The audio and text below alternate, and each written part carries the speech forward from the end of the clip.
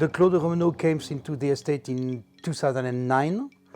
A friend of mine bought a vacation house, and the Clos was included in the sales. And the vineyard was grown by a guy who was not a winemaker from Ruy, and this guy get retired.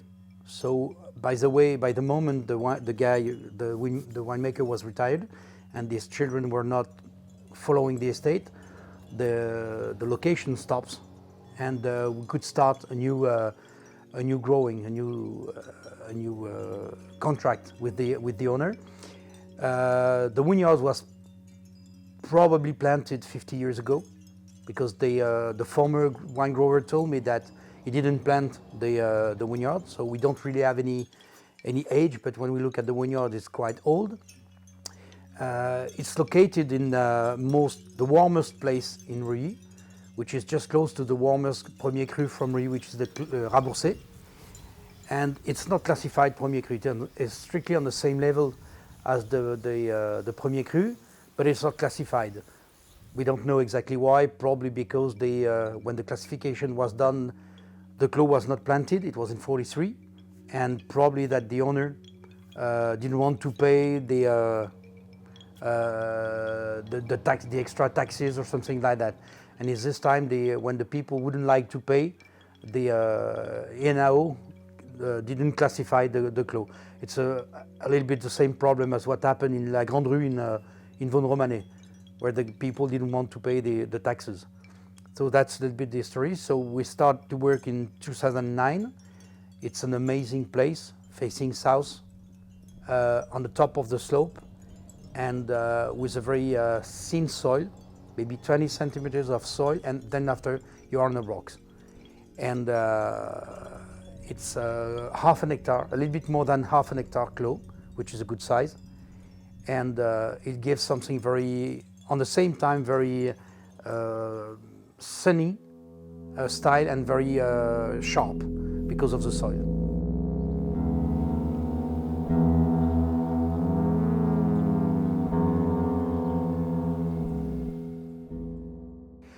I have seen some pictures from beginning of the 20th century, so just before the First World War, and we saw that the Clos was planted in this time, and it was planted in the ancient way, so with a very huge amount of stocks of vines, and it was what we say in French, it was planted in full.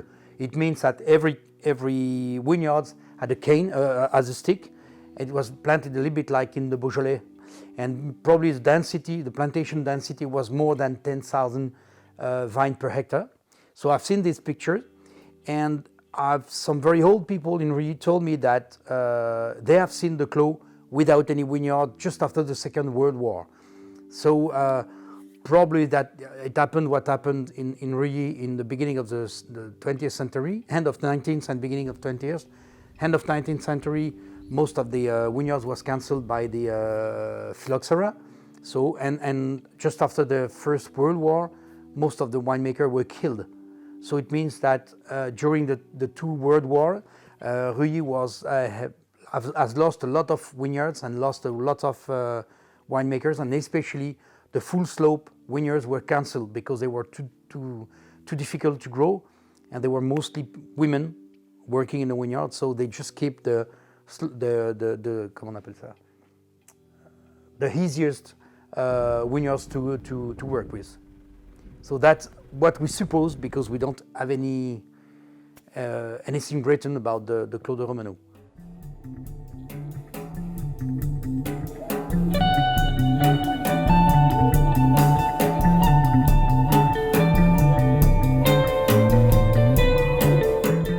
So the first characteristic is that the wine is mouthful. It's full. It's very I wouldn't say warm, because it's sunny, but it's very, when you smell the wine, in the opposite of, for example, some other Premier Cru in Ruy, like the Grésiny, that are very closed. Clos de Remenot is always very open, and that's why, on the beginning, it was part of what I was afraid of, is to produce something a little bit flabby, too warm, too high in alcohol, and fortunately, because of the rocks on this thin soil, we had a very good tension. The wine is tight, we had a good, it's sharp, we had a good sharpness in the wine. So it's a balance between a warm wine with very open wine and a good tension, which gives the wine a very good minerality style.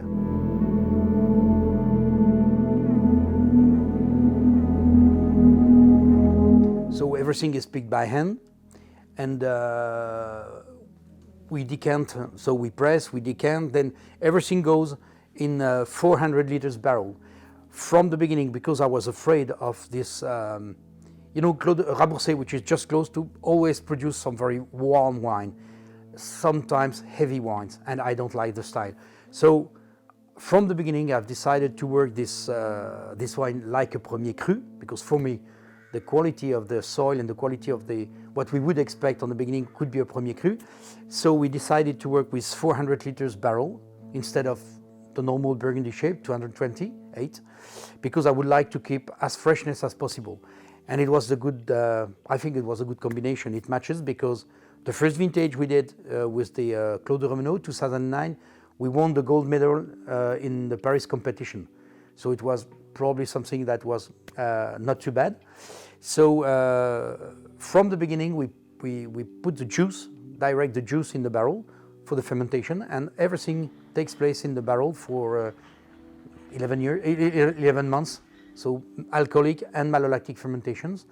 And we had an average of 10-15% new oak maximum. And we didn't do anything else.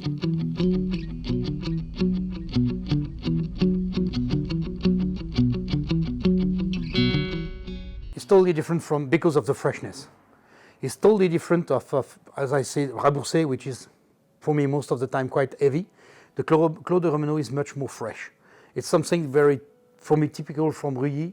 It's the freshness, it's the common acidity we had on this style of wine. It's on both mouthful and mineral. So it's very good balance for me.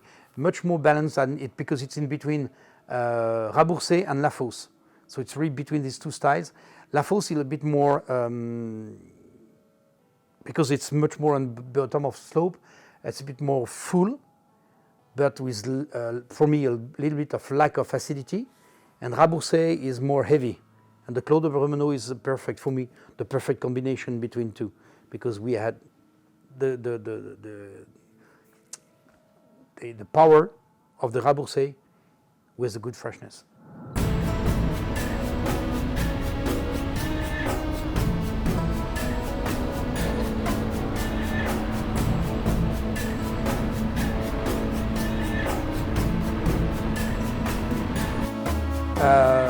Clay on the top, but very thin, maybe 20 centimeters, and then rocks, but not stones, rocks. So we are really on the, because it's on the top of the hill, so the soil is really, under the clay, the soil is really rocks. We couldn't plow too deep because you break your plowing system.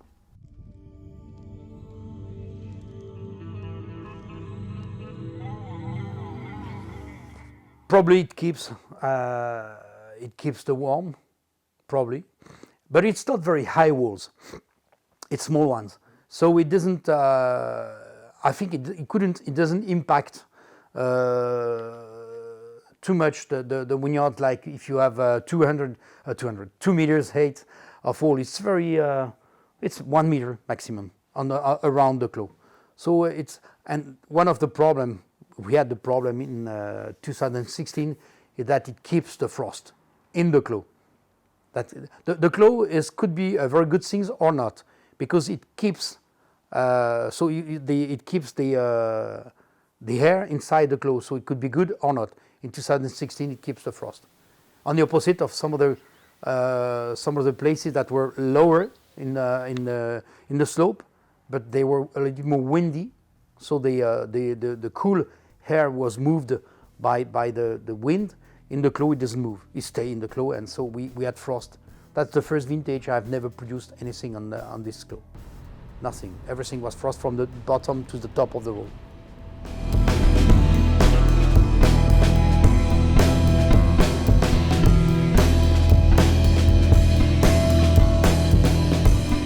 It's typical typical from Rie because of the, really always produce good with good level of acidity, level of freshness. Even this year, we had a very low acidity level.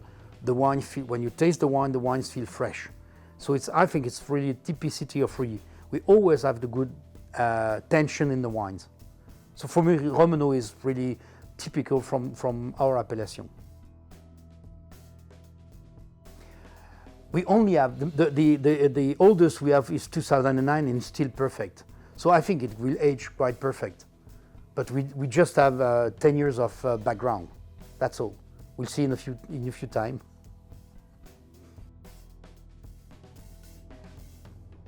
Remenot is the name of the hill. Okay. So the hill, there's some other places named Montagne de Remenot, located on the register, but this is really a clos, so that's why we called him Clos de Remenot. But Remenot is the hill where the clos is located.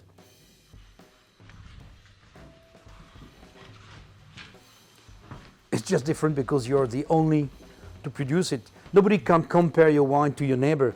I'm producing several Premier Cru in Rie, and every time you made the people taste, they say, oh, I know the Premier Cru from this guy. Oh, I know the Premier Cru from the other. For Clos de Remenot, working in a monopoly is the fact that nobody could compare your wine to somebody else. But on the other way, because it's a monopoly, you should focus. You should produce something, I would say, a little bit better than the other, because of the fact that nobody could compare. That should be, I wouldn't say perfect because nobody's perfect, but you should produce something great from the beginning. And I didn't do nothing more than the other wines I'm working. It's just because of the location, of the situation of the clos and the soil, the exposition that gives something specific.